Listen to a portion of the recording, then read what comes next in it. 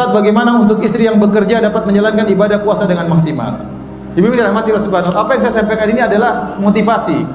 Ada orang-orang memang ternyata tidak bisa menjalankan karena banyak halangan. Contoh, ada seorang harus ngurus ibunya, tidak sempat dia baca Quran. Kita bilang ya sudah, fattaqullaha mastata'tum, bertakwalah semampumu. Kalau tidak bisa satu kali khatam ya seberapanya. Ada orang ternyata dia harus kerja. Banyak laki-laki nggak bisa etikaf. Kenapa harus kerja? Kalau dia nggak kerja, ya sudah, anak-anak nggak bisa makan, istrinya nggak bisa makan, jadi harus kerja. Kita bilang bertakwalah semampunya. Nggak bisa sekali khatam, nggak ada masalah. Yang penting Allah tahu kita memang sudah berusaha. Subhanallah. Topiknya bukan kue apa yang harus dimasak ya, bukan ya. Menu apa yang harus disiapkan, tidak. Bagaimana seorang wanita menyiapkan rohaninya, menyiapkan mentalnya dalam menyambut bulan Ramadan. Sesungguhnya Allah berfirman, wa rabbuka yakhluqu ma yasha'u wa yakhtar. Allah Subhanahu wa taala, Rabbmu, dialah yang menciptakan yang Dia kehendaki dan dialah yang memilih yang Dia kehendaki. Allah Subhanahu wa taala mengutamakan sebagian di atas sebagian yang lain. Allah muliakan sebagian manusia di atas sebagian yang lain. Maka ada di antara manusia para nabi, ada di antara manusia para syuhada, ada di antara manusia orang-orang saleh. Bahkan di antara para nabi pun Allah muliakan satu di antara yang lainnya. Kata Allah Subhanahu wa taala, tilkar rusulu faddalna ba'dahum 'ala ba'd. Minhum man kallama Allah. Dan mereka para rasul Allah muliakan satu di atas yang lainnya. Maka di antara para rasul tersebut yang semuanya mulia, ada yang termulia, namanya ulul azmi minar rusul, yaitu para rasul yang 5 orang ya, yang rasul-rasul sangat hebat. Dan yang terbaik adalah Nabi Muhammad sallallahu alaihi wasallam. Demikian juga dengan hikmah Allah Subhanahu wa taala, dengan hikmahnya menjadikan sebagian tempat lebih mulia daripada tempat yang lain. Maka Allah menjadikan Al-Haramain Asy-Syarifain, kota Mekah dan kota Madinah, sebagai 2 tanah suci. Ya, tanah suci, tanah yang mulia, tanah haram. Ya, yang berlaku aturan-aturan di kedua tanah suci tersebut. Ya. Dan pahala dilipat gandakan oleh Allah tatkala beribadah di kedua tanah suci tersebut. Kemudian dengan hikmahnya pula Allah memilih 3 masjid dari seluruh masjid yang ada di dunia ini untuk menjadi masjid-masjid termulia. 3 masjid tersebut adalah Masjid Al-Haram, Masjid Nabawi, dan Masjid Al-Aqsa. Yang ketiga masjid tersebut dibangun oleh para nabi. Masjid Haram dibangun oleh Nabi Ibrahim alaihissalam, Masjid Nabawi dibangun oleh Nabi Muhammad sallallahu alaihi wasallam, dan Masjid Aqsa dibangun oleh siapa? Nabi Nabi Sulaiman alaihissalam. Sehingga salat di masjid-masjid tersebut ibadahnya dilipat gandakan oleh Allah Subhanahu wa taala. Sebagaimana ya, Allah menjadikan masjid sebagai tempat yang paling dicintai oleh Allah Subhanahu wa taala, dan sebagaimana Allah benci dengan pasar ya, karena di situ banyak godaan syaitan. Kalau sekarang mall ya ibu-ibu ya. Sekarang mall itu juga banyak setannya di situ ya. Jadi ibu-ibu jangan suka ke mall ya. Jangan suka ke mall. Banyak godaan setan di situ ya, menggoda ibu-ibu untuk menghabiskan duit suami. Dan di antara hikmah Allah Subhanahu wa taala, Allah memilih sebagian waktu diutamakan dari ibadah sebagian waktu yang lain. Bulan ada 12, tetapi Allah menjadikan bulan Ramadan sebagai sayyidus syuhur, pimpinan para bulan. Ya. Kenapa? Karena bulan tersebut kata Allah, syahrul Ramadan alladzi unzila fihil Qur'an. Bulan Ramadan, disitulah Allah turunkan Al-Qur'an. Di antara hari-hari dalam bulan Ramadan pun Allah pilih malam terbaik selama setahun. Malam tersebutlah malam Lailatul Qadar.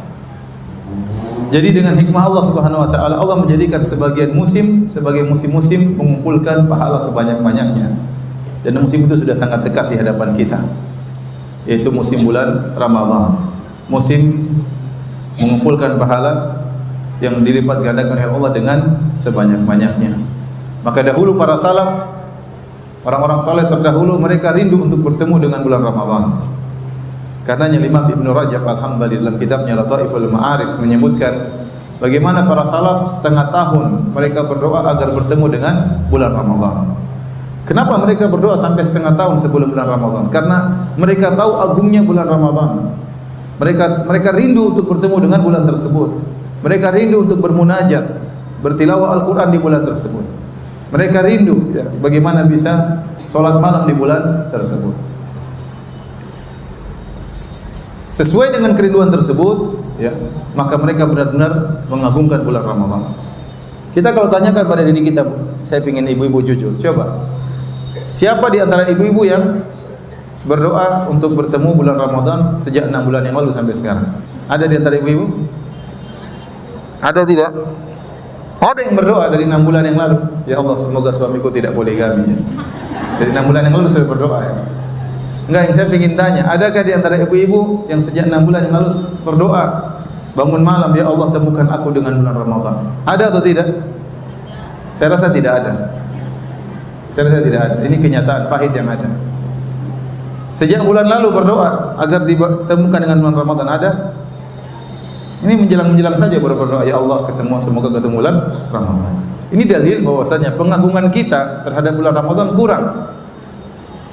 Padahal kita sangat perlu dengan bulan tersebut. Kenapa saya katakan kita sangat perlu dengan bulan tersebut, Ibu? Saya tahu dosa saya banyak. Ya, dosa yang berkaitan dengan pandangan saya, dosa yang berkaitan dengan pendengaran saya, ya. Dosa yang berkaitan dengan lisan saya, dosa yang berkaitan dengan hati saya. Ibu juga banyak, sama dosanya banyak. Ya. Apalagi ibu-ibu. Banyak di antara ibu-ibu yang mulutnya ember, jadi dosanya banyak. Kalau ngomong sini, ngomongin ini, ngomongin sana, nukil berita sana, nukil berita sini, ya. Ya. Teriak-teriak di depan suami, bentak-bentak suami, nuntut-nuntut suami. Itu dosa atau tidak? Kok tidak semuanya bilang? Itu dosa atau bukan? Tahu diri lah, tahu diri. Jadi kita semua sadar. Saya sebagai laki, ibu sebagai istri pun demikian, tahu bahwasanya kita ini banyak dosa. Belum berkaitan dengan hati, ya. Suudzon kepada suami, suudzon kepada anak-anak, suudzon kepada orang tua, dengki kepada tetangga, hasad kepada tetangga, ya. Ini semua dosa. Kita sedang menanti datangnya bulan yang menjanjikan ampunan. Bulan tersebut bulan Ramadan. Kita semua sadar selama setahun kita telah menumpuk, ya, tabungan dosa kita sudah banyak dan bertumpuk. Kita rindu ingin bertemu dengan bulan Ramadan yang menjanjikan ampunan. Dari sini kita tahu bagaimana para salaf sangat rindu bertemu dengan bulan tersebut. Seharusnya kita pun harusnya lebih rindu daripada mereka. Karena dosa kita lebih banyak daripada para salafus saleh. Baik, ibu yang dirahmati oleh Allah Subhanahu wa taala. Terlalu banyak dalil yang menjelaskan bahwasanya Ramadan adalah bulan ampunan. Bulan dibebaskan dari neraka jahanam. Bulan dilipat gandakannya pahala. Ketika bulan Ramadan tiba, maka Rasulullah SAW memberi kabar gembira kepada para sahabatnya. Kata Rasulullah SAW, "Atakum Ramadan syahrun mubarak." Telah datang kepada kalian bulan Ramadan, dan inilah bulan yang penuh berkah. Nabi menamakan bulan tersebut dengan bulan apa? Berkah. Tatkala Nabi menamakan bulan itu berkah, berarti kebaikan banyak berkumpul di situ. Karena tidaklah sesuatu dikatakan berkah kecuali banyak kebaikan dan menetap.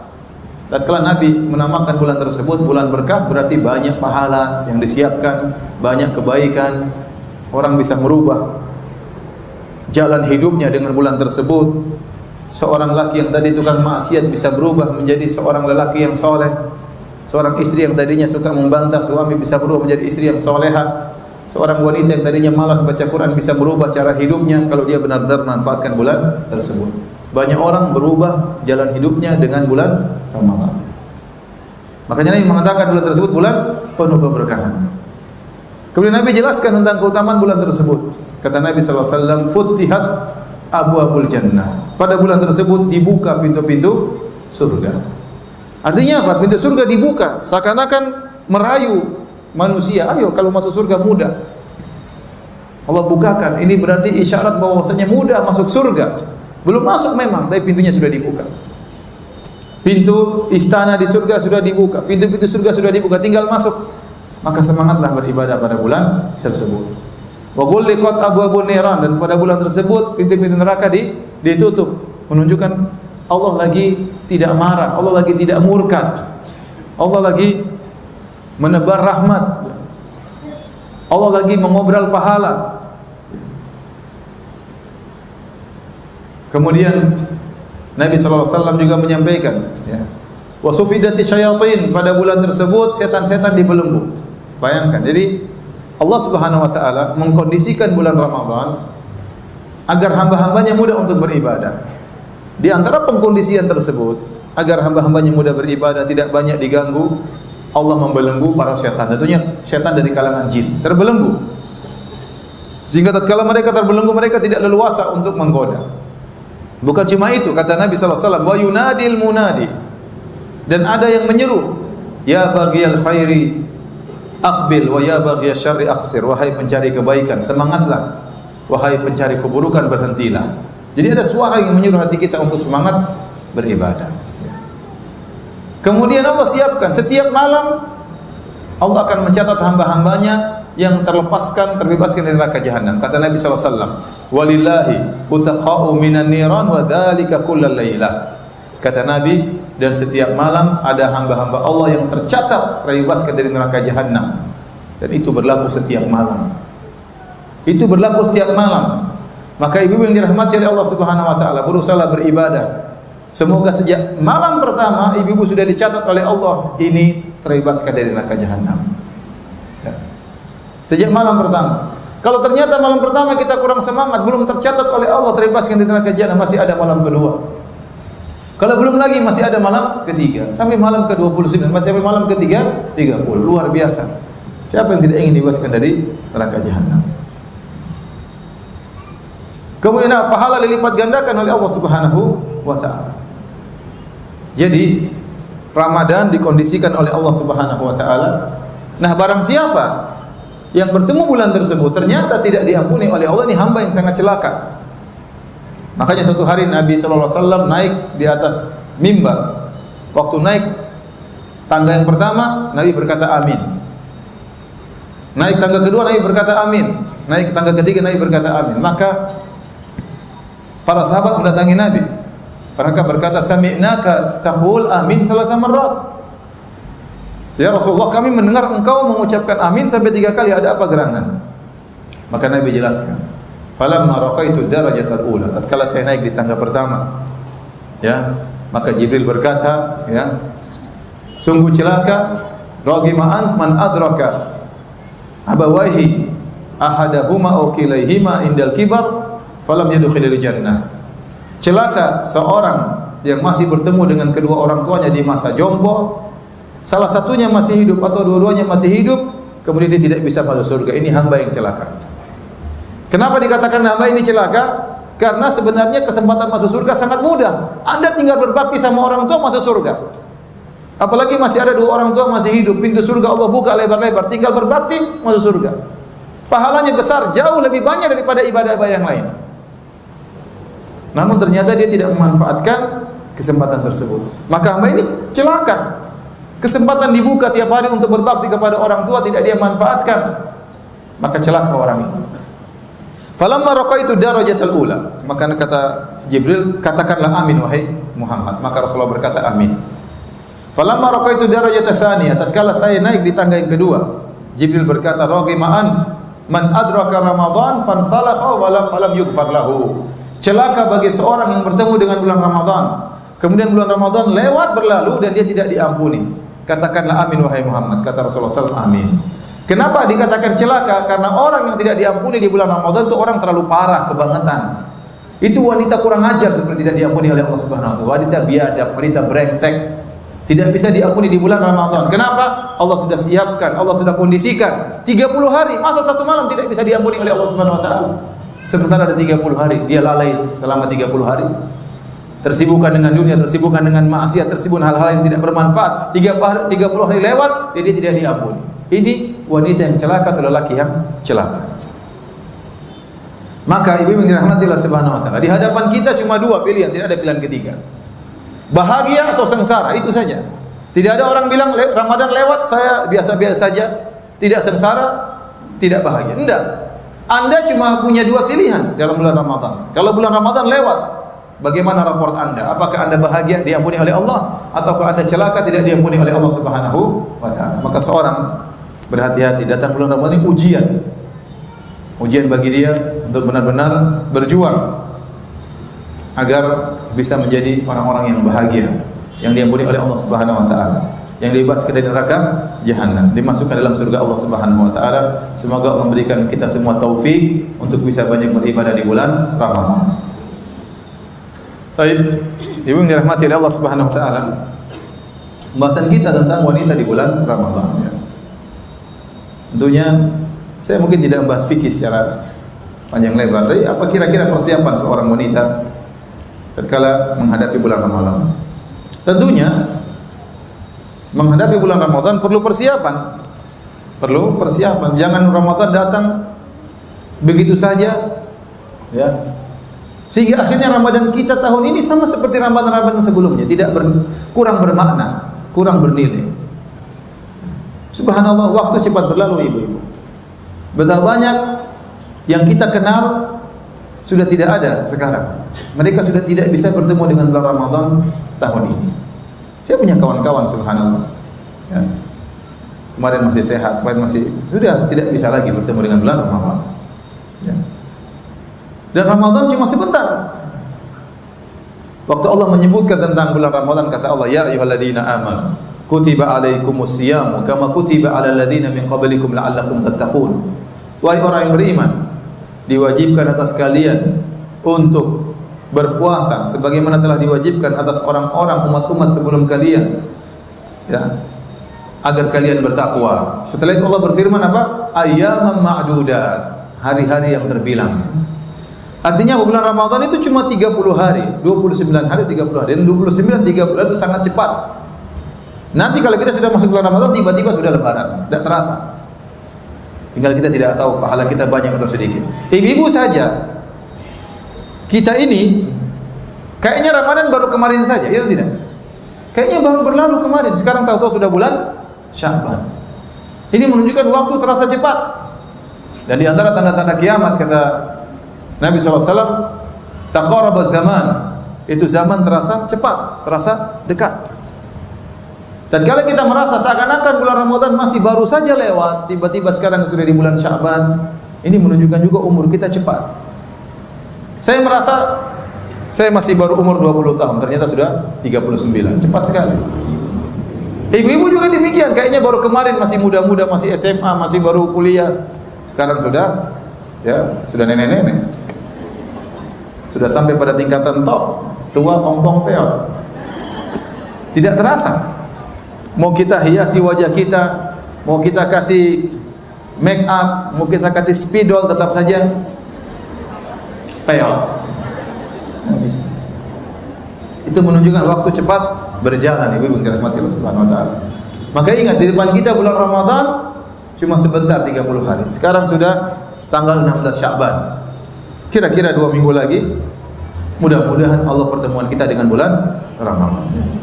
Jadi ibu-ibu, karena kita tahu Ramadan sudah dekat dan Ramadan cuma sebentar dan waktu kita terus berjalan, jangan jadikan Ramadan kita kali ini seperti Ramadan-Ramadan sebelumnya. Harus ada perbaikan, harus ada kemajuan. Nah, bagaimana agar Ramadan kita bisa maju berbeda daripada Ramadan-Ramadan sebelumnya? Maka butuh persiapan, ya. Betapa banyak orang tatkala mereka ingin untung banyak, pedagang, maka mereka perlu planning, perlu persiapan, perlu takhtit, perlu perencanaan, ya. Kapan mengeluarkan barang dagangan, kapan jualan, kapan ini, bagaimana caranya, iklannya bagaimana, supaya dapat untung banyak-banyak, karena ini musim pameran tidak lama. Namun betapa banyak di antara mereka untuk urusan duniawi planningnya luar biasa. Urusan duniawi planningnya luar biasa. Membangun rumah planningnya luar biasa. Mau jalan-jalan ke luar negeri planningnya luar biasa. Mau ngabisin duit planningnya luar biasa. Ramadan tidak ada planning sama sekali. Ya udah, Ramadan kayak tahun-tahun lalu, tinggal lewat, sudah selesai, puasa selesai. Terus bagaimana kita menjadikan Ramadan kita bermakna sementara kita tidak punya planning? Allah Subhanahu wa taala memberikan taufik kepada seorang hamba berdasarkan usaha dia. Nah, kalau Allah tahu seorang wanita keluar dari hatinya yang paling dalam ingin berusaha bisa beribadah sebanyak-banyak bulan Ramadan, maka Allah akan kasih kemudahan. Maka yang paling utama adalah bagaimana kita planning untuk bertemu dengan bulan tersebut. Saya tahu ibu-ibu banyak kesibukan. Banyak. sibuk Facebook, sibuk WhatsApp, grupnya banyak ya, sibuk ngerumpi, banyak sibuk. Karena ibu-ibu banyak kesibukan, maka harus diplanningkan. Harus diplanningkan. Contoh planning sederhana, perencanaan sederhana agar Ramadan kita bermanfaat. Kita target ibu-ibu, tahun ini saya harus khatam Quran. Berapa kali? Ya 2 kali lah, masuk akal 2 kali. 10 kali berat. Berarti kalau 10 kali mau khatam Quran, berarti satu hari harus 10 juz. Kuat atau tidak? Kita nggak usah muluk-muluk. 10 juz repot. Kecuali mungkin masih gadis ya. Terus tidak ada suami, terus nggak ada kerjaan, ya mungkin bisa satu hari 10 juz. Itu mungkin. Tapi kalau ibu seperti ini sudah pada tua-tua semua ya, kerjaan ya repot, urusan banyak, anak banyak ya, mau 10 juz susah. Jadi saya bilang ibu-ibu, saya taruhlah planning 2 juz, insya Allah ya, insya Allah. Jadi sekarang ya Allah berdoa, semoga ya Allah Ramadan ini berlalu, saya bisa khatam 2 kali, satu hari 2 juz, satu hari 2 juz. Kalau ibu punya Quran Madinah, 1 juz itu 10 lembar, berarti 20 halaman, cetakan Madinah. Nah kalau 2 juz berarti satu hari berapa? 20 lembar. Nah kalau 20 lembar berarti setiap kali sholat 5 waktu harus berapa lembar? 4 lembar. Enggak lama ibu. 4 lembar. Apalagi kalau yang sudah bacaannya lancar, mudah. Yang ibu bacaannya agak belepotan memang agak susah. Tapi latihan, belajar. Nah, kalau yang bacaannya lancar, 4 lembar itu mudah, enggak lama. Enggak lama. Taruhlah dia baca 15 menit. Sudah, 15 menit kali berapa? 5. Berarti berapa itu? 15 kali 5, 1 jam 1/4. Taruhlah 1,5 jam dia baca Quran. Subhanallah, pahalanya nanti kayak apa? Apa kata Nabi sallallahu alaihi wasallam? Man qara'a harfan min kitabillah falahu hasanah wal hasanatu bi asyri amsalihha. Barang siapa baca 1 huruf dari Al-Qur'an ibu-ibu, dia akan dapatkan 1 pahala, dan pahala dilipat gandakan 10 kali oleh Allah Subhanahu wa taala. La aqulu alif lam mim harfun. Aku tidak berkata alif lam mim 1 huruf, walakin alifu harfun. Alif 1 huruf, lamun harfun, lam 1 huruf, mimun harfun, mim 1 huruf. Jadi kalau ibu baca surat Al-Baqarah, alif lam mim dzalikal kitabul, sudah berapa huruf? Alif lam mim sudah dapat 30 pahala. Zalika sudah 3 huruf. Zal lam kaf. Al-kitabu alif lam kaf, banyak pahala yang kita dapatkan. Banyak. Kata Nabi sallallahu alaihi wasallam, "Iqra'ul Qur'an fa innahu ya'ti yaumal qiyamah syafi'an li ashabihi." Atau kama qala Nabi sallallahu alaihi wasallam. Bacalah Al-Qur'an karena Al-Qur'an akan datang pada hari kiamat memberi syafaat kepada pembacanya. Ibu-ibu tidak ingin dapat syafaat dari Al-Qur'an. Mungkin ibu mau masuk neraka saat Al-Quran melarang. Ya Allah, jangan ya Allah, dia telah ya meninggalkan tidurnya demi membaca-Aku. Jangan lama disebutkan. Dia tunda tidurnya demi membaca Aku, maka Al-Quran akan menolong ibu-ibu. Siapa memberi syafaat kepada kita pada hari tersebut, orang semua lari. Kata Allah Subhanahu wa taala, "Fa idza ja'atis sakhah." Jika telah tiba, ditiupkan sangkakala, yauma yafirul mar'u min akhi. Maka semua seorang akan lari dari saudaranya. Wa ummihi wa abihi, lari dari ibunya, lari dari bapaknya. Wa sahibati wa bani, lari dari istrinya, lari dari anak-anaknya. Ya. Susah beri syafaat sementara dia sendiri dalam kondisi menakutkan. Mungkin ada yang beri syafaat bagi kita, tapi itu masih mungkin. Tapi kalau kita beramal soleh, jelas-jelas amal itu akan beri syafaat bagi kita. Jadi baca Al-Quran ibu-ibu. Jangan bangga dengan banyaknya maklumat, banyaknya informasi, ya. Paham ini, paham anu, paham ini, paham anu, berita ini ngerti, berita ini ngerti, berita ini ngerti, tapi Quran tidak dibaca. Apakah pengetahuan ibu-ibu tentang ini, tentang anu, tentang ini, berita ini, berita artis, berita macam-macam terus akan beri syafaat? Enggak. Mungkin malah menjerumuskan dalam neraka jahanam. Maka saya katakan bulan Ramadan, baca Quran. Baca Quran. Apalagi kalau sampai ada di antara ibu-ibu yang hafal juz amma. Apa kata Nabi SAW? Yuqalu li sahibil Qur'an. Maka dikatakan kepada orang yang hafal Quran, Iqra wartaqi warattil kama kunta turattil fid dunya fa inna manzilataka inda akhir ayatin taqra'uha. Atau kama qala Nabi SAW. Kata Nabi kepada orang yang hafal Quran, bacalah Al-Quran dan naiklah derajatmu. Subhanallah. Dia di surga, naik lagi derajatnya, naik lagi. Kata Allah, warattil, baca perlahan-lahan, naik pelan-pelan, naik terus. Fa inna manzilataka, sungguhnya kedudukanmu di surga di terakhir ayat yang kau baca. Maka Ramadan adalah syahrul Quran. Waktu harus banyak kita gunakan untuk baca Al-Quran. Jangankan ibu, para ulama dahulu, kalau sudah tiba bulan Ramadan, pengajian mereka liburkan. Itu yang saya belum bisa ya. Tapi para ulama dahulu mereka liburkan pengajian. Al-Imam Malik rahimahullah ta'ala, dia punya majelis hadis di Masjid Nabawi yang dia bacakan hadis-hadis Nabi. Begitu bulan Ramadan tiba, dia berhenti dari majelis hadisnya. Kemudian wa aqbal al-Quran, maka dia konsentrasi baca Al-Quran. Jadi ibu-ibu kita sudah sepakat ya. Tolong didaftar nama ibu-ibu ya. Pokoknya Ramadan selesai berapa juz?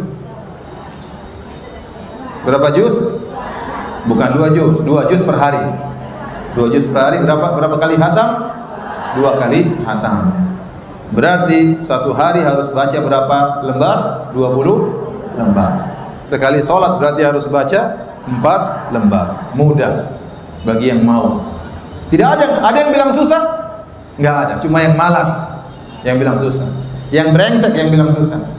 Yang kurang ajar yang bilang susah. Yang hatinya ada penyakit yang bilang susah. Yang suka bentak-bentak suami yang bilang susah. Jadi mudah.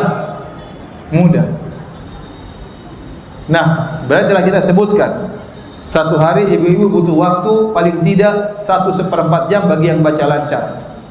Yang tidak lancar dia mungkin butuh 2 jam untuk apa? Baca Quran. Di 2 jam ini benar-benar manfaatkan. Bagaimana caranya? Kita baca Quran. Kalau baca Quran, WhatsApp semua matiin. HP jangan matiin, takut suami telepon. Ya. WhatsApp matiin, internet matiin. Kalau bisa left dari grup, left ibu-ibu. Saya anjurkan left dari grup, semua grup-grup left. Nanti habis Ramadan kita ketemu lagi. Left dulu, minta izin. Baik-baik. Para akhwati sekalian, saudari-saudariku sekalian, karena iman saya lemah, ya, saya ingin konsentrasi, mudah-mudahan Allah maafkan dosa-dosa saya. Jangan riak. Ini kan Ramadan, gue ingin jadi enggak, jangan gitu. Dengan penuh tawadhu. Jangan bilang saya tidak ingin ribut sama-sama ente ngabisin waktu saya, enggak. Tapi dengan tawadhu, saya banyak dosa. Saya takut, saya ingin konsentrasi untuk ngaji Al-Qur'an di bulan Ramadan. Semoga kita diampuni oleh Allah Subhanahu wa taala. Saya minta izin, insyaallah habis Lebaran kita ketemu lagi. Assalamualaikum, live selesai. Nanti ada yang bilang, "Kenapa kamu live? Kenapa kamu live?" Blokir aja. Benar ibu-ibu ya? Ya. Kalau punya grup 10 kurangi, biarin tinggal 1 aja. 9 live semua. Bulan Ramadan konsentrasi untuk baca Quran. Kita laki-laki yang sering berinteraksi di luar, ibu mungkin di rumah banyak. Kita baca Quran nih, baca Quran. Tahu-tahu ada, ngajak ngobrol. Kalau ibu-ibu diajak ngobrol, sebentar saya lagi belum selesai. Mohon maaf ya, saya belum selesai. Suami bilang sesuatu, "Mas, boleh nggak saya selesaikan Mas?" "Bentar lagi Mas, sebentar." "Iya, bacain cepat." "Iya, Mas, sebentar ya, baca." Anak-anak lagi nagung kita, sebentar. Nah, ibu lagi belum selesai, sebentar lagi. "Ma minta ini sebentar, nanti mama bikinin sebentar. Mama mau selesai dulu." Tunjukkan pada suami, tunjukkan pada anak-anak bahwasanya kita lagi pelit waktu. Kenapa ini bulan Ramadan? Detik-detik dalam bulan Ramadan itu bermakna. Berkaitan dengan dunia kita, berkaitan dengan akhirat kita. Tidak semua orang bertemu dalam bulan Ramadan pada tahun ini. Kita diberi kesempatan manfaatkan waktu dengan sebaik-baiknya. Jangan sekali-sekali memutuskan pembicaraan ibu dengan Allah diputuskan gara-gara ingin bicara dengan manusia yang lain. Jangan. Kasih waktu. Kalau habis assalamualaikum, assalamualaikum, salat sunnah ba'diyah, baca Quran. Nah, baca 15 menit selesai, alhamdulillah sudah target tercapai. Kalau ternyata ada halangan, asar nggak bisa target, selesai nanti di rapel maghrib atau isya. Harus selesai sebelum tidur. Harus selesai sebelum tidur. Sungguhnya orang yang sering baca Quran itu orang yang bahagia. Orang yang bahagia. Kata Allah tentang Al-Quran, wa shifaa'un lima fis sudur. Al-Quran itu adalah obat bagi hati manusia.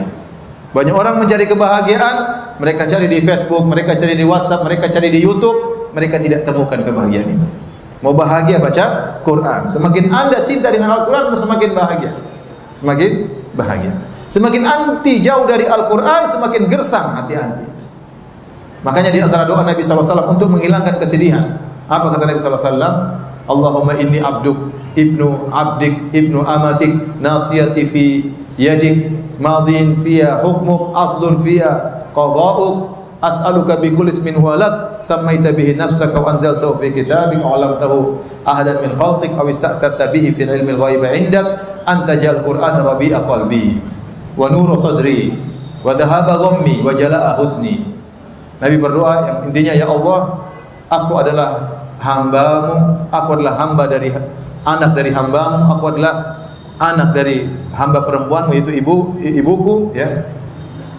Kemudian ubun-ubunku berada di tanganmu, berlaku hukummu pada diriku, keputusanmu selalu adil pada diriku, maka aku mohon kepada engkau dengan bertawassul dengan seluruh nama-namamu yang terindah, ya, yang kau menamakan dirimu dengan nama-nama tersebut, atau kau turunkan dalam Al-Quran, atau kau ajarkan kepada hamba-Mu Muhammad SAW, atau kau simpan dalam ilmu ghaibmu. Aku mohon kepada engkau anta ja'alal Qur'ana rabi'a qalbi, agar kau menjadikan Al-Quran sebagai penyejuk hatiku. Jadi Al-Quran itu penyejuk hati. Wa nura sadri, dan menjadi cahaya bagi dadaku. Wa dhahaba ghammi, untuk menghilangkan kegelisahanku. Wa jala husni, untuk mengusir kesedihanku. Jadi orang baca Quran itu dia akan bahagia. Ini saya berbicara sebagai ustadz, ibu-ibu dirahmati Allah Subhanahu wa taala. Saya sering sampaikan dalam pengajian-pengajian. Saya ini ustadz, kerjaannya baca tafsir, baca hadis, baca agama. Itu pun kalau saya tidak baca Quran, saya terasa kering. Apalagi yang ibu-ibu bacaannya menu makanan, kemudian model-model tas, kemudian apalagi make-up, obat-obat langsing, apalagi dibaca? Banyak. Tidak ada kaitannya dengan akhirat sama sekali. Kemudian bagaimana mau bahagia tidak baca Quran? Mustahil mau bahagia kalau tidak baca Quran. Iya, senang dapat tas baru, itu bukan kebahagiaan, itu kesenangan, ada kelezatan, iya, tapi itu bukan bahagia. Bahagia tempatnya di hati. Maka ibu yang dirahmati Allah Subhanahu wa taala, yang paling penting menghadapi bulan Ramadan punya target. Kalau ibu enggak punya target, sudah ibu enggak akan khatam. Percuma. Jadi harus ditargetkan. Kalau bisa, kalau perlu ngobrol sama suami, Mas, bulan Ramadan ini saya punya target, ingin khatam berapa juz? 2 juz.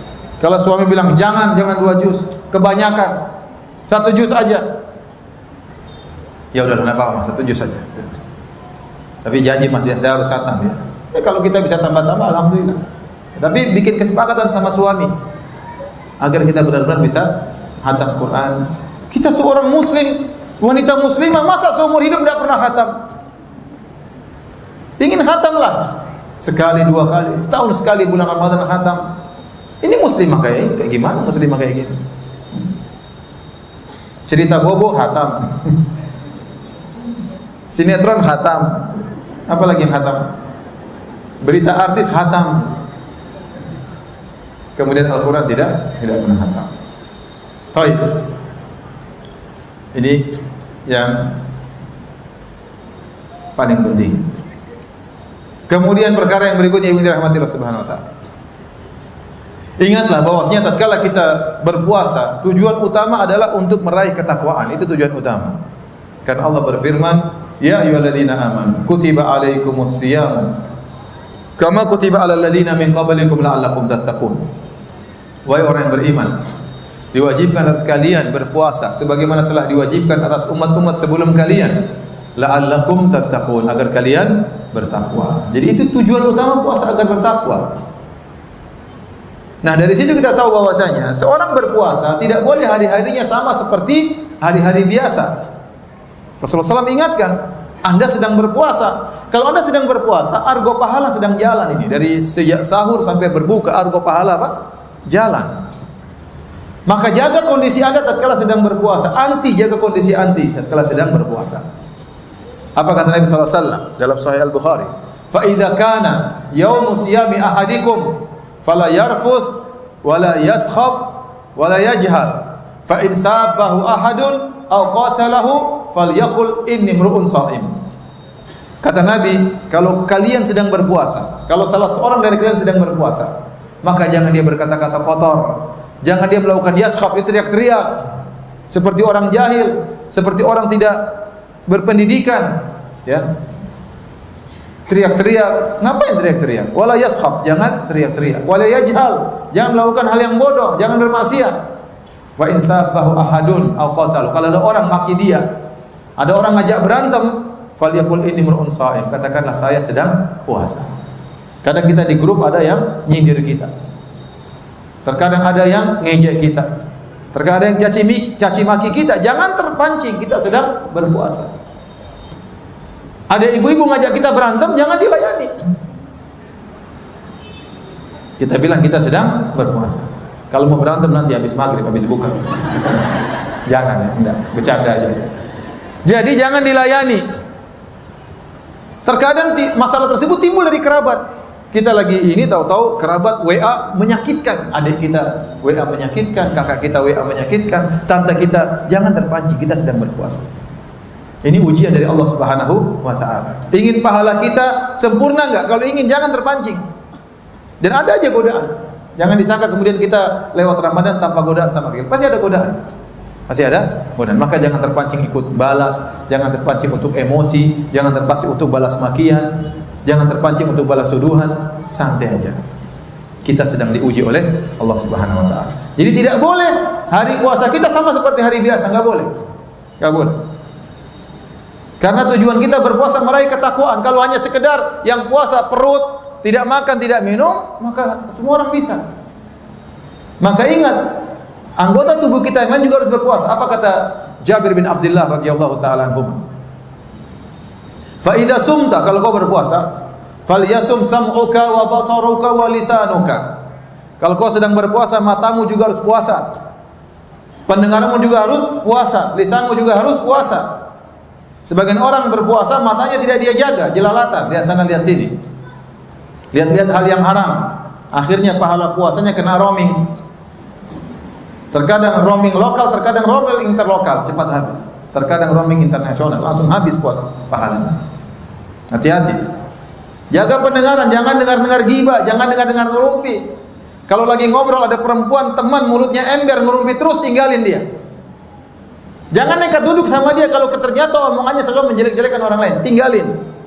Saya ingin puasa saya belum tentu bisa puasa lagi tahun depan. Apalagi wajah sudah keriput, belum tentu masih hidup tahun depan. Saya tidak mau merusak puasa saya. Kita bilang assalamualaikum, ada keperluan. Kenapa mbak? Saya ada keperluan, mohon maaf. Kenapa kita terjebak dengan majelis ghibah? Meskipun kita tidak ghibah, kita tidak jaga telinga kita, akhirnya apa? Kena roaming. Kena roaming. Jadi kata Jabir bin Abdullah, hendaknya kalau kau sedang berpuasa, matamu puasa, pendengaranmu puasa, lisanmu puasa. Lisanmu puasa. Ya. Jangan ghibah, jangan namimah. Bahkan kata Jabir, wada angka adal jar, jangan kau ganggu tetanggamu tatkala sedang berpuasa. Bukan berarti kalau habis lebaran boleh ganggu, enggak. Hati-hati. Ini semua dilarang di luar bulan Ramadan, apalagi bulan Ramadan. Wala taj'al yauma shaumika wa yauma fitrika sawaan, kata dia, jangan kau jadikan hari puasamu dengan hari tidak puasa sama saja. Itu berarti orang tidak puasa. Sama seperti kalau kita lagi haji, lagi umrah, sering para ulama menasihati, kalau sedang ihram hati-hati, jangan seperti orang hari biasa. Kita sedang pakai pakaian ihram, sedang memakai pakaian terhormat. Maka jaga dirimu. Sama kalau kita puasa, kita sudah tadi sahur, kita sedang dalam kondisi terhormat, argo pahala jalan sampai kita berbuka, maka jaga pahala kita. Makanya barang siapa yang berpuasa ternyata dia bermaksiat, maka pahalanya kena roaming atau bahkan bisa hilang pahalanya. Kata Nabi sallallahu alaihi wasallam, "Rubba sha'imin laisa lahu min siyamihi illa al-ju' wal 'atash." Betapa banyak orang yang berpuasa, dia tidak meraih dari puasanya kecuali lapar dan dahaga. Rubba qa'iman laisa lahu min qiyamihi illa sahar wa ta'ab. Betapa banyak orang yang salat malam, dia tidak meraih dari salat malamnya kecuali hanya begadang dan letih. Ini dalil bahwasanya ada orang-orang yang berpuasa tidak dapat pahala, ada. Nabi yang bilang. Makanya Rasulullah SAW mengatakan, "Man lam yada' qaula zur wal jahla wal amala bihi, falaysa lillahi hajatun fi ayyada ta'ama wa syarabahu." Barang siapa tatkala berpuasa, dia tidak meninggalkan kedustaan, dia tidak meninggalkan maksiat, maka Allah tidak butuh laparnya dan Allah tidak butuh dahaga, rasa hausnya, dahaganya. Jadi ibu dirahmati Allah Subhanahu wa taala, lagi puasa jaga diri, jaga lisan, jaga pandangan, jaga pendengaran. Ya, makanya saya bilang kurangi nonton TV. TV itu banyak berita-berita ghibah, banyak.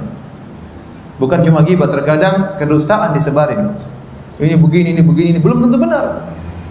Antum nonton berita, ibu nonton berita ternyata si fulan ketangkap karena begini-begini. Benar belum? Apa pasti benar? Belum tentu. Bisa jadi orang itu orang baik dijebak, bisa jadi. Terus kita ikut-ikut dengar fitnah tersebut. Saya pernah ngisi, ibu-ibu, ini saya pernah ngisi suatu stasiun. Saya nggak pengen sebut namanya. Di bulan Ramadan saya ngisi tentang ada pada puasa dan saya jelaskan orang yang bohong puasanya pahalanya batal, puasanya sah, pahalanya batal, nggak ada pahalanya. Setelah saya ngisi gitu, ada pegawai-pegawai stasiun tersebut, salah satu ini kemudian dia tanya, "Ustaz, kita ini Ustaz, saya mau tanya Ustaz." Saya bilang, "Silakan." Kita ini disuruh sama produser untuk bikin berita-berita bohong. Pertanyaannya Ustaz, yang pahalanya batal kami pegawai atau cuma produser? Saya bilang enak aja, semuanya kena ya. Semuanya kena. Itu yang saya takutkan. Tatkala kita bulan Ramadan kemudian kita asyik nonton berita-berita yang tidak jelas sumbernya, tidak siko dan terpercaya pembicaranya, kemudian kita akhirnya ikut bersuudzon kepada seorang. Akhirnya kita belum tentu benar. Ya, ada yang benar, ada yang tidak benar. Makanya mending jauhi. Mending jauhi. Jangan sampai kemudian bulan Ramadan jadi bulan sarana caci maki, sarana saling menjatuhkan. Jangan ikut-ikutan. Jangan ikut-ikutan. Sayang hidup tidak lama. Hidup tidak lama, ibu. Oleh karenanya jaga puasa kita, Ramadan kita, jauhkan dari kemaksiatan. Kalau kita bermaksiat segera istighfar, astagfirullah, astagfirullah. Kelepasan kita ghibah seorang, astagfirullah. Kelepasan kita hasad sama orang, astagfirullah. Agar pahala puasa kita terjaga. Baik, kemudian hal yang lain ya, yang ingin saya sampaikan kepada ibu dirahmati Allah Subhanahu wa taala. Kita sampai jam berapa, Ibu? Jam berapa? Jam 11. Tanya jawabnya jam berapa? Kenapa? Kenapa? Setengah 12. Kelamaan, ibu-ibu. Kalau ilmu terlalu banyak semakin susah diamalkan ya, sedikit-sedikit. Baik. Insyaallah ya, kalau selesai kita bertanya jawab. Ya. Perkara yang tidak kalah penting ibu-ibu ya. Ya. Ada ibadah-ibadah selain salat malam, selain baca Quran. Ibadah yang tidak kalah mulia adalah berkhidmah kepada suami dan anak-anak. Ibu-ibu harus lebih sayang pada suami di bulan Ramadan. Apa ibu-ibu? Harus lebih apa? Sayang kepada suami. Bukan semakin ngomel sama suami. Mas, mau beli baju Ramadan, beli baju Lebaran. Mas, anak-anak beli. Itu tambah nyakiti hati suami.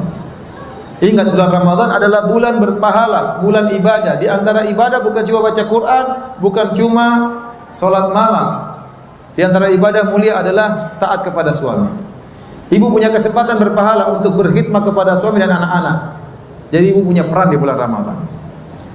Suami ramah sama suami, semangati suami untuk sholat malam. Semangati anak-anak untuk bangun untuk sahur, salat malam.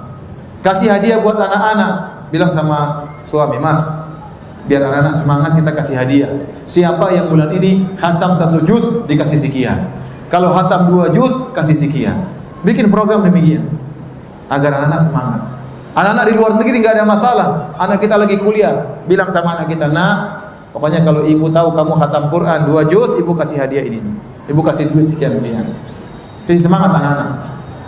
Kapan lagi mereka mau belajar semangat kalau kita tidak yang memotivasi? Ya.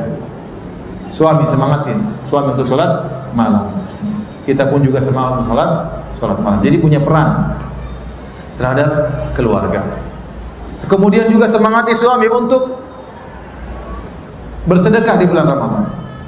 Dalam hadis kata Ibnu Abbas, "Kana Nabi sallallahu alaihi wasallam ajwadan nas." Rasulullah SAW adalah orang yang paling dermawan. Wa kana ajwadu ma yakun fi Ramadan. Dan Rasulullah SAW lebih dermawan lagi tatkala di bulan Ramadan. Jadi kalau biasa seorang bersedekah tiap bulan 200.000, bulan Ramadan harus lebih banyak. 400.000 kayak 2 kali lipat kayak 3 kali lipat kayak. Sisihkan uang untuk bersedekah pada bulan Ramadan. Ya. Jangan lupa mungkin kirim makanan ke tetangga. Jangan lupa untuk lebih banyak silaturahmi, telepon ibu. Gimana Bu kabarnya? Kunjungi ibu. Bawa kue buat orang tua mumpung masih hidup. Ya. Jadi gunakan waktu Ramadan adalah untuk banyak beribadah. Dan benar ibu nanti ibu bisa rasakan. Waktu begitu cepat apa? Tiba-tiba selesai 30 hari. Ya. Kemudian jangan banyak ke mall ibu-ibu. Jangan banyak ke mall bulan Ramadan. Saya tidak mau lihat ibu-ibu 10 malam terakhir iktikaf di mall, enggak boleh. Karena banyak 10 malam terakhir ibu-ibu iktikaf di mall, banyak. Makanya harus ada planning yang matang. Bilang sama suami kalau ingin beli baju baru buat anak-anak sebelum 10 malam terakhir. Ajak anak-anak malam ke 17, malam ke 18 pergi ke mall cari baju. Sudah, pilih kamu baju baru, mumpung masih murah, nanti sebentar lagi mahal. Karena kalau sudah masuk 10 malam terakhir menjelang Lebaran itu nanti semakin susah, waktu kita terbuang. Milih sana milih sini, kira milih baju gampang, lama milih baju. Apalagi ibu kalau sudah milih, lama. Kalau bapak-bapak milih yang paling murah tinggal ambil selesai. Ibu-ibu milih ini warnanya lama. Makanya kalau bisa beli baju baru buat anak-anak, ini enggak apa-apa, menyenangkan hati mereka agar mereka tahu bahwasanya Lebaran itu adalah suatu yang mulia dalam Islam. Belikan baju baru buat mereka, setelah itu simpan. Enggak dipakai kecuali tatkala Idul Fitri. Kalau punya freezer ini dilakukan di Arab Saudi. Saya waktu di Arab Saudi seperti itu. Kalau punya freezer besar, sebelum masuk 10 malam terakhir mau beli ikan banyak-banyak, beli daging banyak-banyak, beli sosis banyak-banyak. Nanti tiap hari tinggal masak. Daripada ke mall lagi, keluar lagi, beli sedikit lagi, keluar lagi, habis waktu. Ini kalau punya freezer, kalau nggak punya ya sudah, bagaimana lagi. Oleh karenanya harus disiasati agar kita benar-benar memanfaatkan waktu kita di bulan Ramadan. Tapi yang dirahmati Allah Subhanahu wa taala, di terakhir saya akan bahas tentang kalau seorang wanita dalam kondisi haid di bulan Ramadan. Ini penting bagi ibu-ibu. Bagaimana kalau seorang wanita dalam kondisi datang bulan atau dalam kondisi nifas? Apa yang biasa dilakukan tatkala di bulan Ramadan? Pertama yang harus kita ketahui bahwasanya haid dan nifas atau haid adalah perkara yang telah Allah kodratkan kepada wanita. Dan seorang wanita harus ridha dengan hal tersebut. Tentu Allah punya hikmah mengkodratkan wanita datang bulan. Waktu Aisyah radhiyallahu taala anha sedang hajian, Aisyah radhiyallahu taala anha tadinya ingin haji tamattu, namun dia tidak mampu. Kenapa? Dia datang bulan. Akhirnya beliau haji qiran. Kalau haji tamattu itu umrah dulu baru haji. Karena beliau tidak bisa bertahallul, tidak bisa umrah dulu baru haji, maka hajinya menjadi haji qiran. Maka setelah itu beliau menangis, Aisyah radhiyallahu anha. Menangis bukan karena tapi menangis bukan karena kehilangan dunia, tapi beliau menangis karena kehilangan kesempatan untuk bisa umrah. Maka Nabi SAW kemudian menghibur Aisyah radhiyallahu taala anha. Kata Nabi SAW, "Inna hadza amrun kataballahu ala banati Adam." Wahai Aisyah, namanya haid itu adalah perkara yang telah Allah qadratkan kepada putri-putri Adam. Ya. Jadi kalau kita haid, terkadang sebagian wanita haid tatkala 10 malam terakhir dia sedih banget. Kita bilang jangan sedih. Itu sudah ditakdirkan oleh Allah Subhanahu wa taala. Kemudian di antara kabar gembira bagi wanita yang haid, kalau mereka sebelum haid terbiasa bertakwa kepada Allah, sebelum haid biasanya salat malam, biasanya salat witir, sebelum haid biasanya salat sunnah, maka tatkala mereka haid, pahala telah tetap jalan, pahala tetap jalan. Kenapa? Karena mereka meninggalkan ibadah tersebut karena ada uzur. Dan barang siapa yang sudah terbiasa dengan suatu ibadah, kemudian dia tidak bisa melakukan karena ada uzur, tetap dicatat ibadah tersebut. Tetap dicatat ibadah tersebut. Ya. Oleh karenanya kata Nabi SAW, ya, kata Rasulullah SAW, "Idza maradal abdu aw safar, kutiba lahu ma kana ya'malu muqiman sahihan." Kalau seorang hamba sedang sakit atau sedang bersafar, maka akan dicatat baginya pahala ibadah yang biasa dilakukan tatkala dia sedang tidak sakit dan sedang tidak bersafar. Ini pendapat sebagian ulama. Ya, dan sebagian ulama mengatakan wanita haid, maka pahala-pahala yang biasa dia kerjakan tatkala tidak haid tetap mengalir kepada dia. Ini pendapat sebagian ulama. Sebagian ulama mengatakan lagi tidak, tapi ini ada khilaf memang, ada khilaf dalam masalah ini. Tetapi intinya seorang ridho dengan apa yang Allah takdirkan. Kemudian di sana ada ibadah-ibadah yang bisa dikerjakan meskipun dalam kondisi haid. Meskipun dalam kondisi haid. Yang pertama, ijma ulama wanita haid boleh berzikir. Zikir pagi petang, zikir subhanallah walhamdulillah wala ilaha illallah akbar, boleh berzikir. Zikir apa saja. Zikir doa, ya, keluar masuk WC misalnya, keluar rumah, pulang lagi ke rumah, ya. Kemudian zikir usahakan menggunakan jari-jari. Kata Nabi SAW, "Ya nisa'al mu'minat alaikunna bitahlil wa tasbih wa taqdis. La takfalanna fatansina rahmah." Wahai para wanita-wanita mukminat, hendaknya kalian bertahlil, bertasbih, dan janganlah kalian lalai sehingga kalian lupakan rahmat Allah. Wa qudna bil anamil fa innahunna mas'ulatun mustantaqatun, dan hendaknya kalian berzikir dengan jari-jari kalian. Karena jari-jari ini akan ditanya oleh Allah dan akan berbicara pada hari kiamat kelak. Menjadi bukti bahwasanya ibu-ibu pernah berzikir dengan jari-jari tersebut. Kalau tidak bisa berzikir dengan jari-jari karena ingin hitungan tertentu menggunakan alat hitung, tidak apa-apa. Menggunakan tasbih juga tidak apa-apa. Terutama yang sudah tua-tua, ya. Tetapi yang lebih afdal menggunakan apa? Jari. Menggunakan jari. Dan zikir itu ibadah yang sangat mudah, ibu-ibu. Dalam kondisi apapun kita boleh berzikir. Makanya Allah berkata, "Alladzina yadhkurunallaha qiyaman wa qu'udan wa 'ala junubihim." Orang-orang yang berzikir tatkala sedang berdiri, tatkala sedang duduk, tatkala sedang berbaring. Ibu-ibu mungkin mau tidur berbaring, tidur siang, belum ngantuk, zikir subhanallah, alhamdulillah, Allahu akbar. Subhanallah, astagfirullah, astagfirullah, astagfirullah, sampai tidur. Apa susahnya? Kebanyakan ibu-ibu kalau sudah tidur, buka Facebook. Sampai ketiduran. Benar atau tidak? Kayaknya kurang keras. Benar atau tidak? Benar. Dirubah. Kalau mau tidur zikir subhanallah, alhamdulillah, sampai ngantuk. Sampai ngantuk. Pahala berjalan. Jadi zikir adalah ibadah yang dibolehkan dengan ijma ulama meskipun dalam kondisi haid maupun nifas. Kemudian yang kedua, apakah wanita haid dan nifas boleh baca Quran? Maka ini ada khilaf di kalangan para ulama. Namun pendapat yang dipilih oleh Al-Imam Malik rahimahullah dan riwayat dari Imam Ahmad, dan ini pendapat dipilih oleh Ibnu Taimiyah rahimahullah dan dipilih oleh Syekh Utsaimin rahimahullah, dan saya juga condong kepada pendapat ini, wanita haid boleh baca Quran tapi tidak boleh sentuh Quran. Saya ulangi, jadi wanita haid boleh baca Quran tapi tidak boleh sentuh Quran. Caranya bagaimana? Dia bawa mushaf, dia buka dengan misalnya dengan lidi atau dengan apa, dengan pena, atau dia baca Quran dari HP. Karena HP tidak mengambil hukum mushaf, paham? Jadi boleh dia baca Quran dari HP Boleh dia pegang-pegang begini boleh. Ya.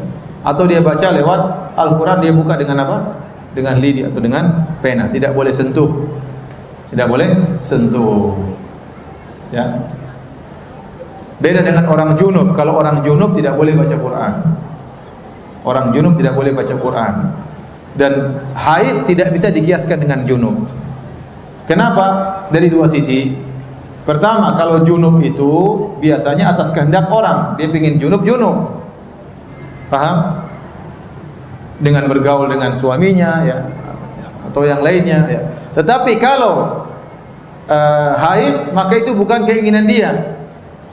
Dia enggak mau haid pun Allah kasih apa? Haid. Paham? Ini perbedaan yang pertama. Perbedaan yang kedua, junub kalau mau dihilangkan mudah, tinggal mandi selesai. Junub sekarang 5 menit mandi selesai, sudah hilang junubnya. Kalau haid tidak bisa. Haid harus nunggu 7 hari, ada yang 8 hari, ada yang 9 hari, ada yang 10 hari. Maka dari situ kata para ulama, haid tidak bisa dikiaskan dengan junub. Kalau orang junub tidak boleh baca Quran, kalau haid boleh baca Quran. Jadi alhamdulillah target 2 kali khatam insyaallah bisa.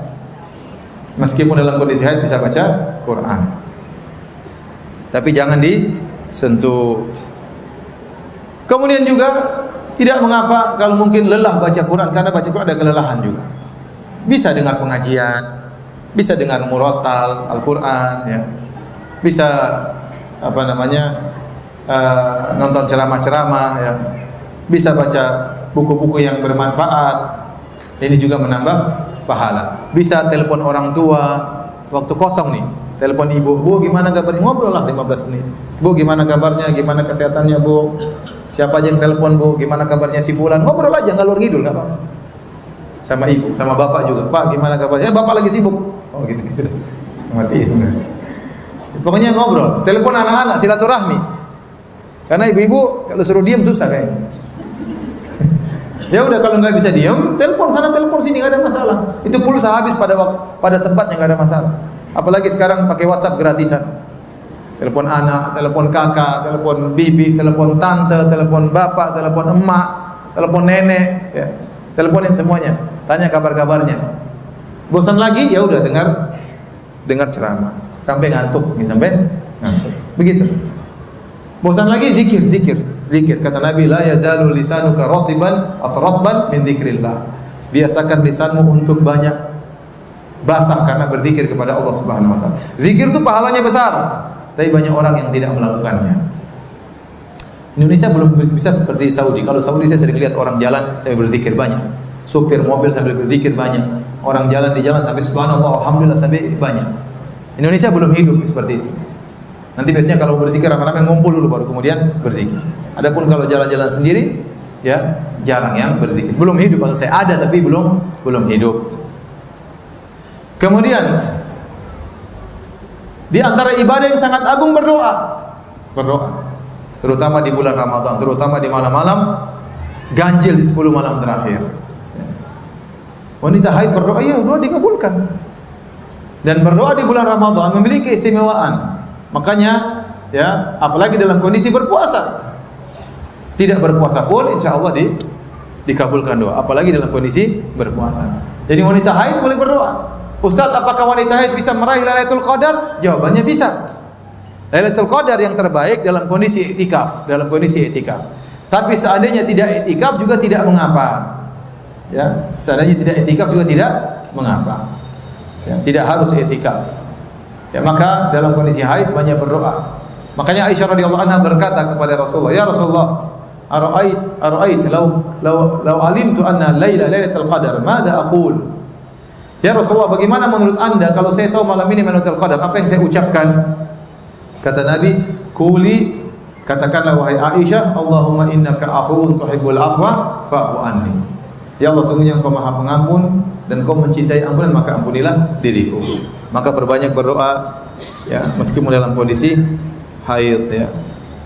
Dan enggak mengapa kalau tahu di samping masjid, di samping rumah ada masjid membuat acara i'tikaf, maka ikut serta, ya, siapkan makanan untuk orang buka puasa, untuk orang sahur, membantu DKM masjid, ya. Insyaallah itu berpahala. Waktu kita habis tapi berpahala. Karena kita suruh ngaji pun susah terus lama-lama. Jadi ada waktu yang kita bagi-bagi, ada waktu buat ngaji, ada waktu untuk berkhidmah melayani suami, ya menyiapkan sahur buat suami. Kita juga siapkan untuk berbuka. Siapkan untuk berbuka. Namun ingat, bulan Ramadan juga ya bukan bulan untuk apa kemudian bikin makanan banyak-banyak, enggak juga, karena waktu kita terbuang nanti. Sebagian ibu-ibu bulan Ramadan bikin judul makanan macam-macam ya. Satu hari judulnya 5, masak ini, masak ini, masak ini, masak ini. Ini ngabisin waktu ibu-ibu. Masak enak tapi jangan tiap hari seperti itu. Jangan tiap hari seperti itu karena waktu kita terbatas. Baik, demikian ibu yang dirahmati Allah Subhanahu wa taala apa yang saya sampaikan pada kesempatan kali ini. Semoga Allah memudahkan kita bertemu dengan bulan Ramadan. Semoga Allah beri taufik kepada kita untuk banyak beramal saleh di bulan Ramadan. Semoga kita diampuni dosa-dosanya oleh Allah Subhanahu wa taala, dimasukkan dalam surganya bersama suami dan juga anak-anak.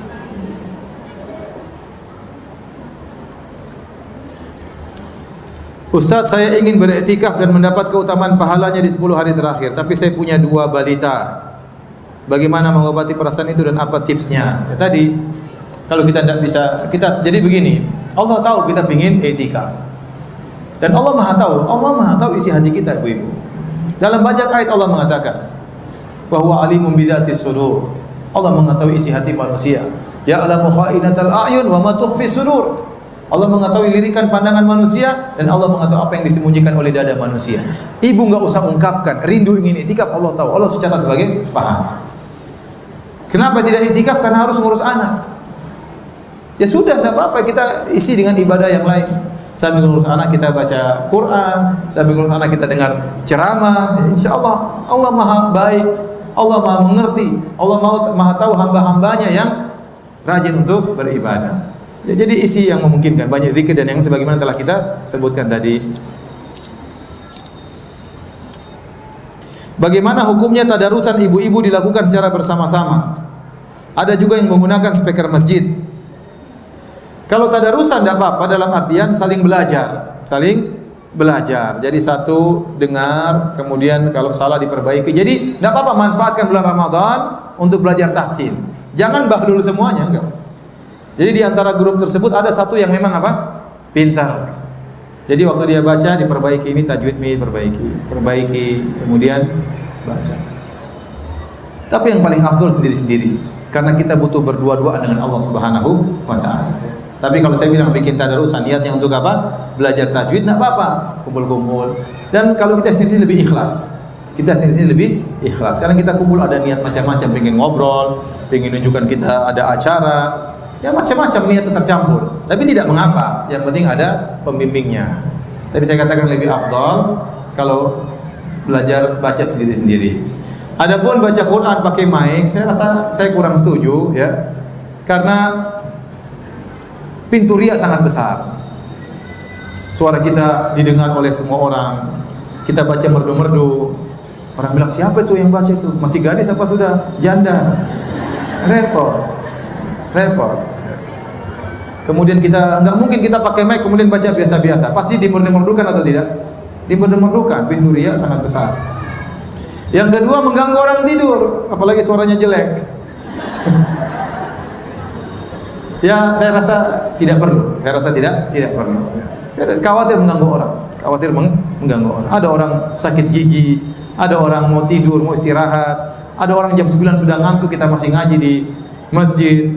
Ya, kalau mau tadi di rumah orang, enggak harus di masjid. Kita mau tadarusan di ganti-gantian, rumah ibu ini, besok rumah ibu ini, sambil belajar. Mungkin sambil baca terjemahannya ganti-gantian, enggak ada masalah. Tapi yang afdal baca sendiri-sendiri karena kita butuh berkhalwat dengan Allah Subhanahu wa taala.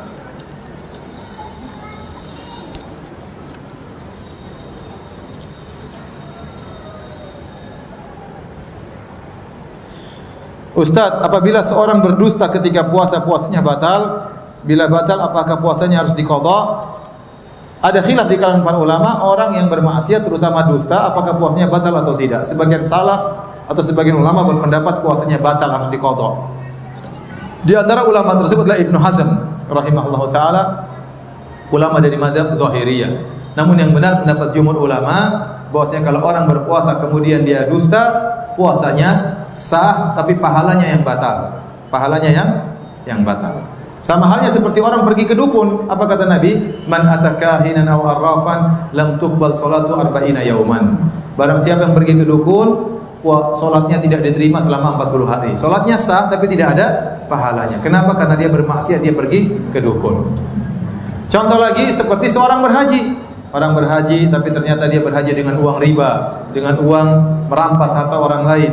Hajinya sah karena rukun dan syaratnya terpenuhi, tapi karena dengan uang riba maka tidak ada pahalanya. Sama orang puasa tapi kerjanya ghibah, namimah, dusta. Puasanya sah, tidak perlu diqadha, tapi pahalanya hilang, pahalanya batal.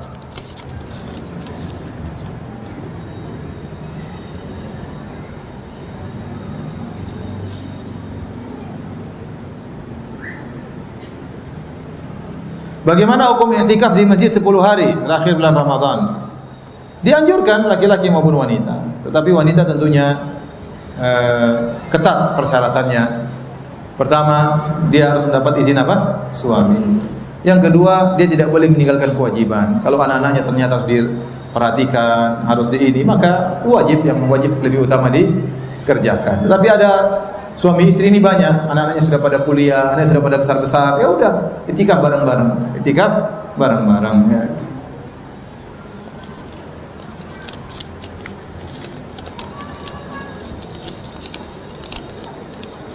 Tadi pertanyaan bagaimana kalau wanita haid i'tikaf? Pendapat yang benar tidak ada masalah.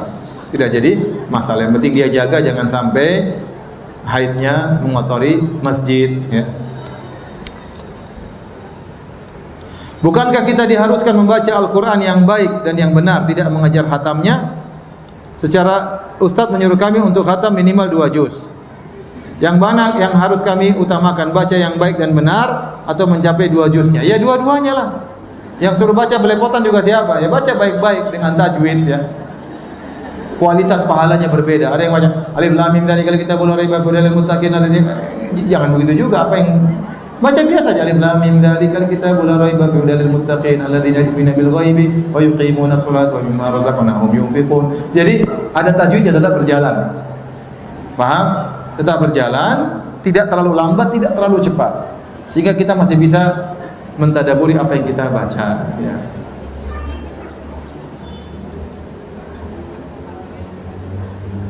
Ustadz, bagaimana kalau kita sakit hati? Kasihan orang ini. Sakit hati dengan orang dan rasanya sekarang pun gak akan lupa karena kejahatannya.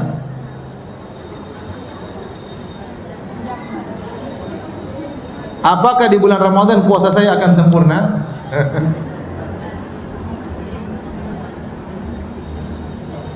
Saya katakan bisa sempurna. Sakit hati memang susah, itu tidak wajib bagi dia untuk kemudian apa? Maafkan. Tidak wajib. Tapi orang yang dendam itu atau orang yang sakit hati, orang menderita. Kenapa kita membuat diri kita menderita? Kebahagiaan kita pun tidak banyak. Hidup kita sebentar. Kenapa kita coreng kebahagiaan kita dengan sakit hati sama orang? Ibu-ibu, kalau ada yang bikin masalah sama ibu-ibu supaya ibu-ibu tidak terlalu sakit hati, ibu bilang begini. Pertama, ini sudah ditakdirkan oleh Allah. 50.000 tahun sebelum Allah ciptakan langit dan bumi, Allah sudah takdirkan ibu ini bikin sakit hati saya. Ya sudah, ini sudah takdir Allah, tidak bisa saya hindari. Dengan begitu lebih ringan. Ya sudah ditakdirkan oleh yang Maha. Yang kedua, ingat bahwasanya kita ini digitukan sama orang karena kita punya maksiat, karena kita punya dosa. Ya sudah, Allah sudah takdirkan demikian, mudah-mudahan kezaliman dia terhadap saya menghilangkan dosa-dosa saya. Dengan gitu kesakit hati bisa hilang. Kalau yang tambah ketiga, ngapain saya sakit hati? Bikin menderita diri saya. Lupakan saja, ngapain sakit hati? Susah, saya tidak bisa lupa sama dia. Ya jangan diingat. Sibuk dengan yang lain, sibuk cari teman baru, kayak ngobrol sama suami, kayak telepon anak, telepon istri, nomor HP-nya blokir, hapus dari HP. Tapi kalau pingin lupa tapi tiap hari dilihat terus, ya sakit hati. Yang penting jangan hidup kita itu tidak lama. Kebahagiaan kita yang sedikit ini atau kebahagiaan kita yang indah ini jangan dicoreng dengan dendam. Lupakan aja ibu. Ibu terlalu baper ibu. Kalau udah maki-maki sudahlah, biarin aja. Biarin aja. Apakah kita boleh baca Al-Quran lewat HP? Boleh ya, boleh.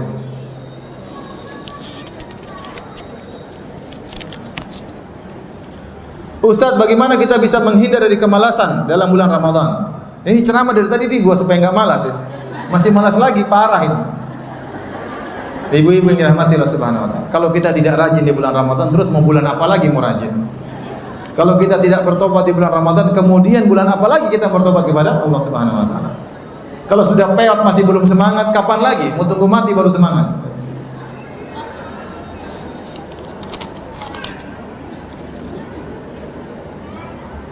Ustaz, jika target khatam Quran 2 kali dalam Ramadan, apakah terjemahnya tidak dibaca Ustaz? Ya sudah, saya kasih tawaran. 1 kali khatam bacaan, 1 kali khatam baca terjemah. Bagus baca terjemah, bagus. Nah, bagi 2. Jadi baca apa namanya? Al-Quran 1 juz 1 hari, sekaligus baca apa? Terjemahnya juga. Kalau ada yang bingung buat tafsirnya, siapkan buku. Saya nggak tahu sudah diterjemahkan belum. Tafsir As-Sa'di sudah diterjemahkan belum? Saya kurang tahu. Ibnu Katsir misalnya, tafsir Ibnu Katsir. Ada ayat kita bingung, lihat. Kalau bingung terus ya lewat aja. Berarti saya belum ngerti. Baca yang selanjutnya.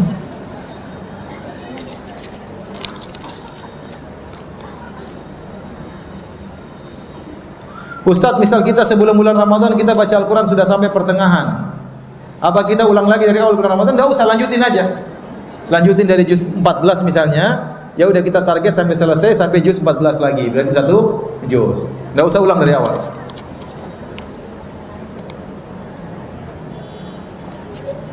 Ustaz, bagaimana untuk istri yang bekerja dapat menjalankan ibadah puasa dengan maksimal? Ibu dirahmati Allah Subhanahu wa taala. Apa yang saya sampaikan ini adalah motivasi. Ada orang-orang memang ternyata tidak bisa menjalankan karena banyak halangan.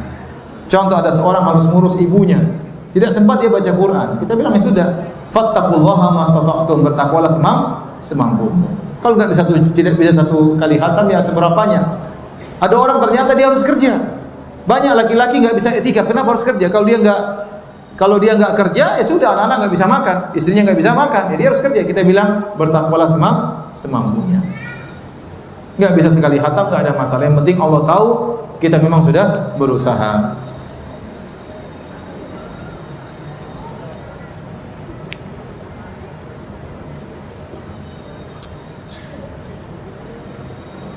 Setiap 4 bulan sebelum Ramadan saya sering merasa takut dan was-was.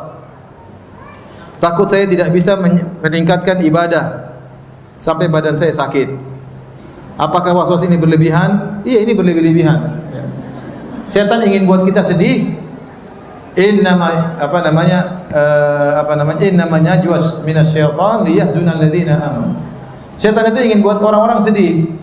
Kalau dia sudah sedih berlebihan, banyak aktivitasnya akhirnya terbengkalai. Kalau wanita sedih berlebihan, dia tidak bisa melayani suaminya dengan baik. Paham? Dia tidak bisa merawat anaknya dengan baik. Dia tidak bisa baca Quran dengan baik. Sedih berlebihan. Sedih itu wajar, tapi tidak boleh berlebihan. Bilang dari syaitan, ngapain saya harus seperti ini?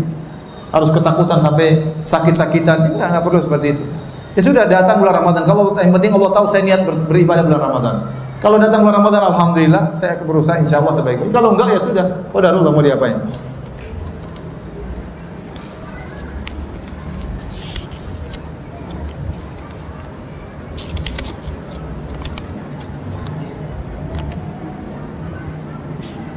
Mengenai bulan Ramadan, apakah hukumnya jika setelah habis masa haid sudah habis, seminggu sudahnya keluar lagi darah itu? Tidak dianggap.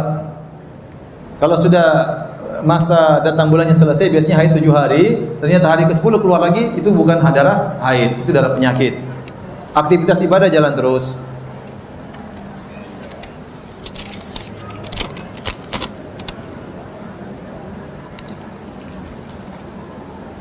Apakah kalau baca Quran harus selalu diikuti dengan terjemahannya? Tidak harus. Jadi ibu silakan baca Quran. Ada ayat yang menarik, stop baca terjemahannya. Mungkin tidak harus seluruh terjemahan dari awal sampai akhir. Mungkin ada ayat ingin baca, sudah stop baca terjemahannya. Nanti lanjut lagi baca Quran. Pokoknya satu kali khatam selesai. Ya. Kalau bisa 2 kali khatam, alhamdulillah.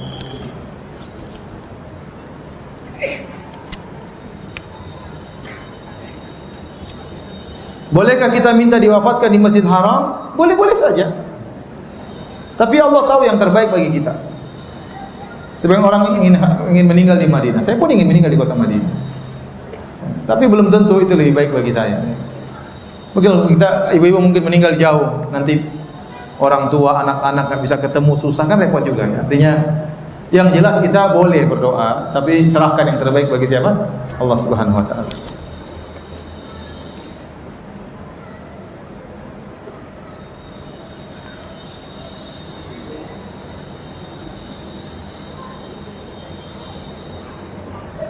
Ustadz, kalau lagi hamil di bulan Ramadan tidak bisa puasa, hukumnya digantinya harus puasa ganti atau hanya bayar fidyah? Bagi wanita hamil dan menyusui, tidak bisa puasa, maka dianjurkan agar dia mengqadha kalau mampu. Ketika dia sudah tidak hamil lagi, ketika sudah tidak menyusui lagi. Tetapi kalau berat, dan ini banyak wanita yang berat, ya, tidak mudah ternyata lagi, kemudian hamil lagi, kemudian menyusui lagi, ya, maka tidak apa-apa dia bayar fidyah. Dia bayar fidyah. Kalau dia mampu mengqadha, silakan qadha. Kalau dia merasa berat, dia bayar apa? Fidyah. Bayar fidyahnya nanti setelah Ramadan selesai. Jadi bayar fidyahnya maksud saya setelah tidak puasa baru bayar fidyah. Jangan sampai bayar fidyah di depan. Saya ingin bayar fidyah 30 hari tanggal 1 Ramadan. Ya enggak bisa. Kalau ibu tidak puasa tanggal 1, ibu boleh bayar fidyah tanggal 2, ya. Tapi jangan bayar di awal. Jadi harus tidak puasa dulu baru bayar apa? Fidyah. Paham? Harus ada sebabnya dulu baru bayar fidyah. Itu mudahnya setelah bulan Ramadan selesai, cari orang miskin 30, kasih makanan yang sedang biasa kita makan, makan lengkap, kenyang, ada minumnya. Atau kita bisa tot 5 hari, nanti 5 hari lagi, 5 orang, yang penting 30 orang. Ustaz, bagaimana kalau baca Al-Quran masih terbata-bata? Pahalanya 2. Kata Nabi SAW, "Ma yaqra'ul Qur'an wa yatata'ta wa huwa syaqqun 'alaihi falahu ajran." Barang siapa baca Quran terbata-bata, susah baginya baca Quran, dapat 2 pahala. Pahala baca Quran sama pahala berusaha. Maka saya sarankan ibu-ibu, jangan lupa belajar tahsin. Jangan lupa belajar tahsin. Panggil guru ngaji, belajar tahsin, karena orang kalau tahsinnya baik, dia lebih semangat baca Quran. Itu pengaruh. Tatkala tajwidnya bagus, dia lebih semangat baca Quran.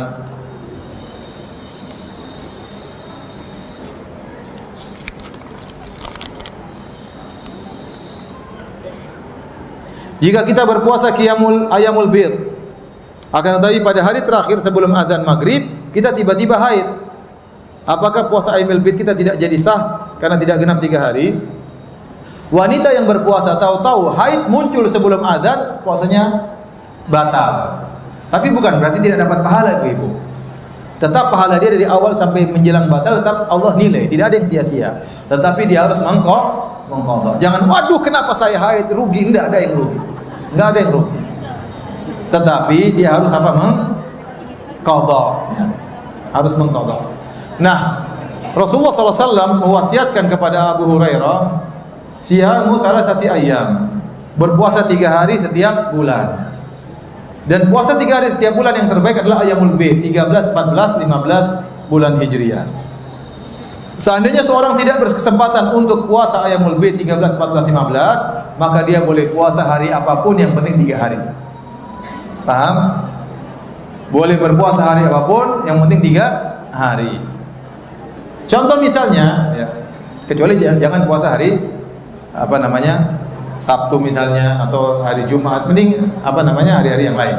Contoh misalnya tadi dia puasa ayamul bid 2 hari, hari ketiga dia haid, ya sudah tinggal 1 hari nanti dia puasa hari lain, enggak ada masalah. Tetap sempurna puasa 3 hari.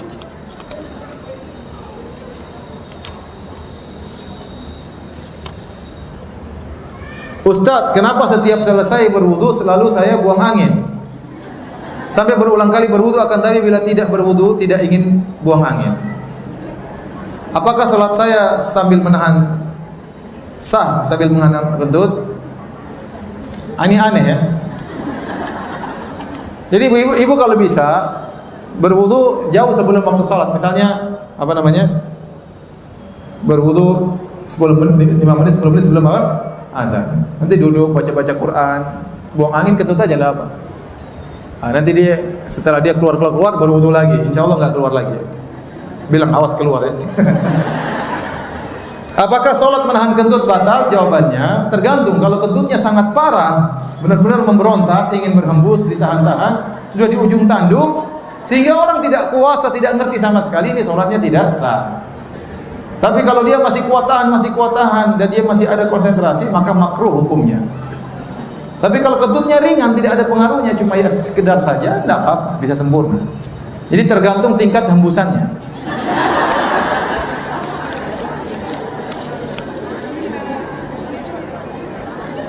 Boleh tidak minum obat penunda haid kalau kita sedang umrah? Boleh, nggak ada masalah selama obat tersebut tidak memberi kemudaratan. Ya, maka cari obat yang bagus, konsul sama dokter. Jangan obat-obat yang murah, nah akhirnya bingung, keluar bercak lagi, nanti tanya ustadz lagi. Cari obat yang bagus, yang mahal-mahal dikit, yang penting bagus.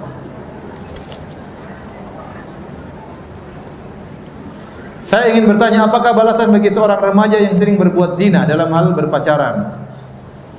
Dan taubat apakah yang harus dia lakukan agar mendapat ampunan? Dan dapatkah namanya terbebas dari api neraka? Masalah taubat antara dia dengan Allah Subhanahu wa taala. Taubat kalau mau diterima harus memenuhi persyaratan. Yang pertama, meninggalkan perbuatan tersebut. Yang kedua, menyesali, menangis dengan hasil perbuatan tersebut. Yang ketiga, bertekad untuk tidak mengulangi. Sejauh mana taubatnya benar-benar tulus, sejauh itu akan diterima oleh Allah Subhanahu wa taala. Apakah mungkin dia terbebaskan dari neraka jahanam? Mungkin. Tapi Allah Maha tahu dia taubatnya taubat main-main, taubat bercanda, taubat sambal, ya, atau taubat beneran. Maka saya nasihat kepada orang ini yang mungkin terjerumus dalam perzinahan. Zina adalah dosa besar. Pelakunya dihinakan oleh Allah di dunia, di alam barzah dan juga di akhirat. Ya. Dia akan dihinakan di dunia satu saat kalau dia tidak bertobat. Di alam barzah dia akan disiksa dengan dalam kondisi telanjang, dimasukkan dalam tungku-tungku dibakar dengan penuh panas yang luar biasa. Di akhirat dia ancam dengan neraka jahanam. Ya. Oleh karenanya seorang bertobat kepada Allah, ya, tinggalkan sebab-sebab yang bisa mengantarkan dia kepada zina, tinggalkan pacaran, bertobat kepada Allah. Kalau dia sudah sadar, segera menikah. Putuskan semua kontak-kontak cewek-ceweknya. Tinggalkan internet yang membawa dia kepada perzinahan. Jangan sekali-sekali nonton hal-hal yang diharamkan oleh Allah. Karena itu kan memicu dia lagi untuk berzina. Sehingga tobatnya akhirnya kurang berarti.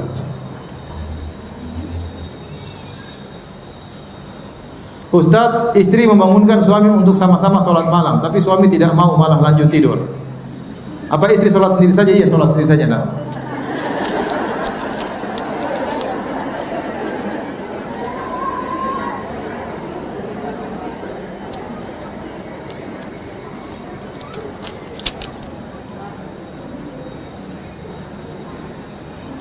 Apa yang harus dilakukan oleh seorang anak laki-laki yang orang tuanya bercerai sementara ibunya melarang anaknya untuk berkunjung ke rumah bapaknya yang telah menikah dengan wanita lain yang melukai hati ibunya, sedangkan anak tersebut ingin berbakti kepada kedua orang tuanya? Pergi saja ke rumah bapak, tidak usah lapor-lapor ke ibu. La ta'ata li makhluqin fi ma'siyatil khaliq. Tidak ada ketaatan kepada makhluk dalam rangka bermaksiat kepada Allah. Memutus silaturahmi kepada ayah itu adalah hukumnya haram. Jadi tetap saja mengunjungi ayah, tapi tidak usah lapor-lapor ke ibu. Kalau ibu tanya dari mana? Tadi bu dari naik bus trans. Tidak usah bilang ke bapak. Cari hilang. Jangan sakiti hati. Mungkin ibu sakit hati tidak kuasa melihat kita ke rumah bapak. Tapi tetap ke rumah bapak, kunjungi bapak. Sekedarnya pulang lagi. Tidak perlu lapor-lapor ke ibu. Adapun larangan ibu tidak usah ditaati. Demikian kajian yang bisa kita sampaikan di rahmat Allah Subhanahu wa taala. Semoga bermanfaat. Semoga pertemuan kita diberkahi oleh Allah Subhanahu wa taala, dicatat sebagai amal kebajikan di sisi Allah Subhanahu wa taala.